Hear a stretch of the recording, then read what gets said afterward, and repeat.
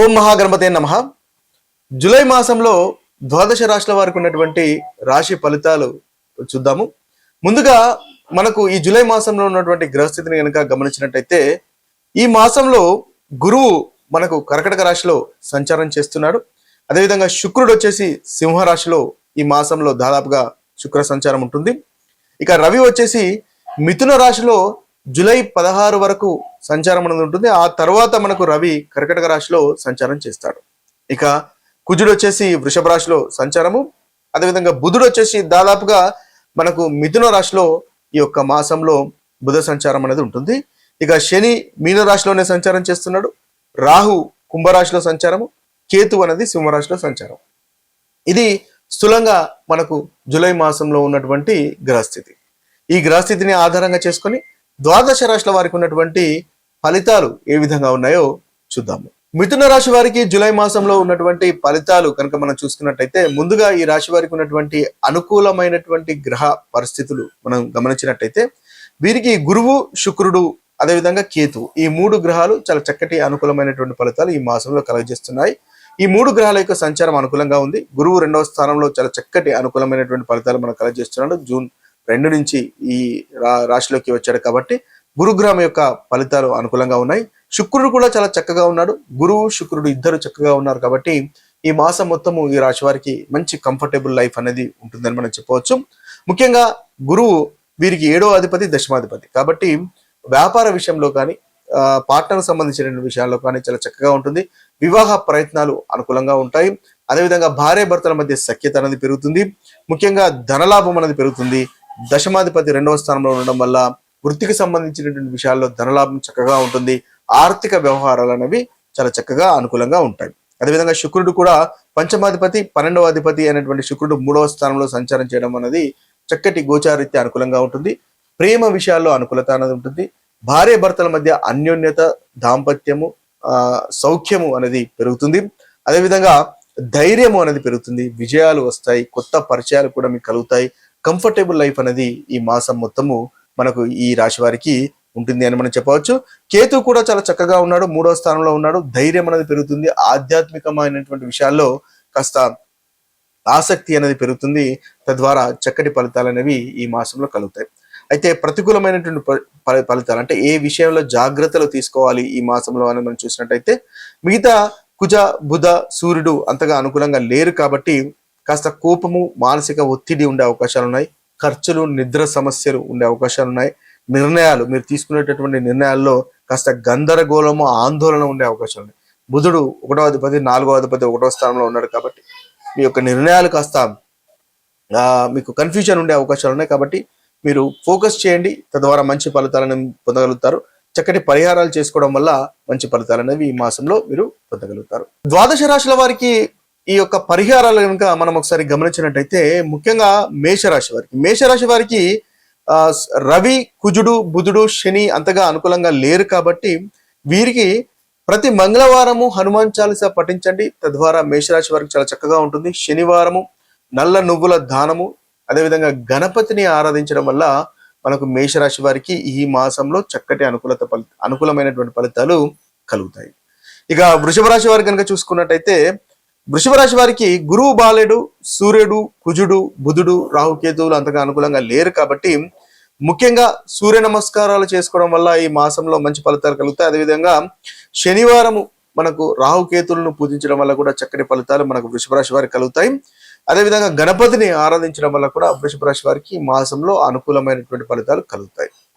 ఇక మిథున రాశి వారి కనుక చూసినట్టయితే, మిథున రాశి వారికి రవి, కుజ, బుధ, శని, రాహువులు అంతగా అనుకూలంగా లేరు కాబట్టి ఈ మిథున రాశి వారికి ముఖ్యంగా బుధవారము విష్ణు సహస్రనామాలు చదవడము లేదా వినడం వల్ల చక్కటి ఫలితాలు మనకు మిథున రాశి వారికి ఉంటాయి.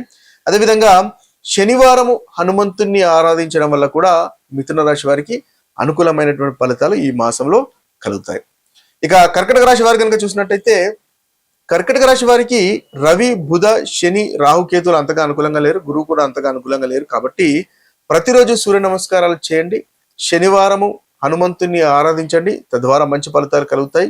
బుధవారం విష్ణు సహస్రనామాలు వినండి, చదవండి, తద్వారా కూడా చక్కటి ఫలితాలు మన కర్కటక రాశి వారికి కలుగుతాయి. ఇక సింహరాశి వారి యొక్క పరిహారాలు కనుక చూసినట్టయితే సింహరాశి వారికి గురువు అంతగా అనుకూలంగా లేడు, రవి 17 తర్వాత నుంచి అనుకూలంగా లేడు, కుజ శని రాహు కేతులు అంతగా అనుకూలంగా లేరు. కాబట్టి మంగళవారం హనుమంతుని ఆరాధించండి ఈ సింహరాశి వారు, తద్వారా మంచి ఫలితాలు మనకు కలుగుతాయి. రాహుకేతుల యొక్క పూజలు చేసుకున్నా కూడా చక్కటి ఫలితాలు ఈ మాసంలో ఈ రాశి వారికి, మనకి సింహరాశి వారికి పరిహారంగా పనికి వస్తుంది. ఇక కన్యారాశి వారికి కనుక చూసినట్టయితే కన్యారాశి వారికి చాలా చక్కటి ఫలితాలు అధికంగా ఉన్నాయి. ముఖ్యంగా 3 గ్రహాలు అనుకూలంగా లేవు. కుజ శని కేతుల యొక్క సంచారం అంతగా అనుకూలంగా లేదు. కాబట్టి మంగళవారం హనుమంతుని ఆరాధించండి, తద్వారా మంచి ఫలితాలు కలుగుతాయి. కోపాన్ని నియంత్రించుకోండి. శనివారము శనీశ్వరుని ఆరాధించడం వల్ల కూడా చక్కటి ఫలితాలు మనకి ఈ కన్యారాశి వారికి ఈ యొక్క మాసంలో కలుగుతాయి.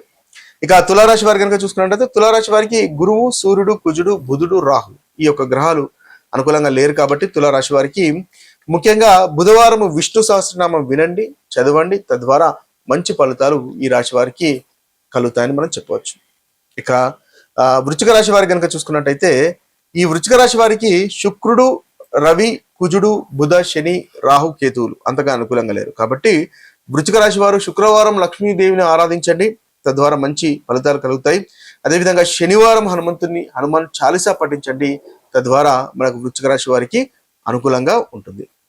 ఇక ధనుసు రాశి వారి యొక్క పరిహారం చూసినట్టయితే ధనుసు రాశి వారికి ముఖ్యంగా రవి, బుధ, శని, కేతువులు అంతగా అనుకూలంగా లేరు. కాబట్టి బుధవారము విష్ణు సహస్రనామాలు పఠించడము, అదేవిధంగా వీరికి చూసినట్లయితే శనివారము హనుమాన్ చాలీసా పఠించడం వల్ల ధనుసు రాశి వారికి చక్కటి ఫలితాలు కలుగుతాయి. ఇక మకర రాశి వారి యొక్క పరిహారాలు ఇంకా చూసినట్టయితే మకర రాశి వారికి రవి 17 తర్వాత నుంచి అంతగా అనుకూలంగా లేడు. కుజ, రాహు, కేతువులు కూడా అనుకూలంగా లేరు ఈ మాసంలో. కాబట్టి మంగళవారం హనుమంతుని ఆరాధించండి, తద్వారా ప్రతికూలమైనటువంటి ఫలితాలు తొలగిపోయి అనుకూలత పెరుగుతుంది. శనివారం కూడా శనీశ్వరుని ఆరాధించడం వల్ల, నవగ్రహ ప్రదక్షిణలు చేయడం వల్ల, ధ్యానము చేయడం వల్ల చక్కటి ఫలితాలు మీరు పొందగలుగుతారు. ఇవి పరిహారాలుగా పనిచేస్తున్నాయి.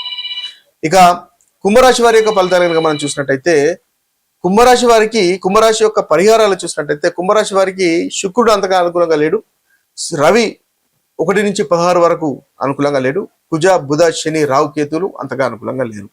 కాబట్టి శుక్రవారం లక్ష్మీ పూజ చేయండి, అది మీకు మంచి పరిహారంగా ఈ యొక్క మాసం కుంభరాశి వారికి కలుగుతుంది.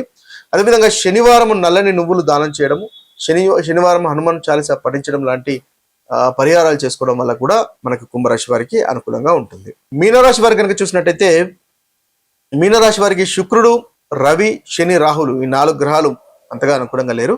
కాబట్టి శుక్రవారం లక్ష్మీదేవిని పూజించండి, అదేవిధంగా శనివారం కూడా హనుమాన్ చాలీసా పఠించడం వల్ల మనకు మీనరాశి వారికి చక్కటి పరిహారంగా ఉపయోగపడుతుంది. ఇవి స్థూలంగా జూలై మాసంలో ఉన్నటువంటి 12 రాశుల పరిహారాలు, అదేవిధంగా ఫలితాలు. అయితే రాశి ఫలితాలు మీకు ఏదైతే అనుకూలమైనటువంటి ఫలితాలు అంతగా అనుభవంలోకి రావట్లేదు అని కనుక మీరు భావించినట్టయితే మీ యొక్క జన్మ జాతకంలో దశ అంతర్దశలు అనుకూలంగా లేవు అని గమనించాలి. అదేవిధంగా మనం ప్రతికూలమైనటువంటి ఫలితాలు చెప్పుకున్నా అవి మీకు అనుభవంలోకి రానట్టయితే మీ యొక్క జన్మ జాతకంలో ఏదైతే దశ అంతర్దశలు నడుస్తున్నాయో అవి చక్కటి అనుకూలత ఉన్నాయని మనం గమనించాలి. కాబట్టి ఒకవేళ మీకు అంతగా అనుకూలమైనటువంటి ఫలితాలు కలగట్లేదు, కష్టాలు, బాధలు అధికంగా కనిపిస్తున్నాయి అని అనుకున్నప్పుడు జన్మ జాతకంలో ఏదైతే దశ అంతర్దశలు, గ్రహస్థితి ఏ విధంగా ఉందో తెలుసుకొని దానికి తగినటువంటి పరిహారాలు చేసుకోవడం వల్ల చక్కటి ఫలితాలు కలుగుతాయి. తద్వారా మీరు అనుకున్నటువంటి పనులు నెరవేర్చుకోగలుగుతారు, ప్రతికూలత కూడా తొలగించుకోగలుగుతారు. ఇవి స్థూలంగా ఈ మాసంలో ఉన్నటువంటి ఫలితాలు. మరొక వీడియోలో మరొక రాశి ఫలితాలతో కలుద్దాము. అంతవరకు సెలవు. సర్వే జన సుజనో భవంతు, సర్వే సుజన సుఖినో భవంతు. నమస్తే.